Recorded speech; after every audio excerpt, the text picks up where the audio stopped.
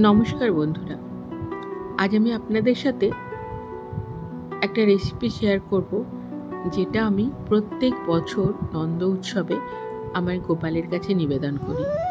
খুব সামান্য কয়েকটা উপকরণ দিয়েই এই চিড়ের ভোগটা আমি বানাই। চিড়েটাকে প্রথমে ভালো করে ধুয়ে নিয়ে ওটাকে জল ঝরিয়ে রেখে দিই। তারপরে কড়াইয়ের মধ্যে ঘি দিয়ে তাতে কয়েকটা এলাচ দিয়ে চিড়েটা দিয়ে কিছুক্ষণ ভাজার পরে তার মধ্যে চিনি, ড্রাই ফ্রুটস আর বেশ অনেকটা পরিমাণে নারকেল কোড়া ওতে দিয়ে দিই।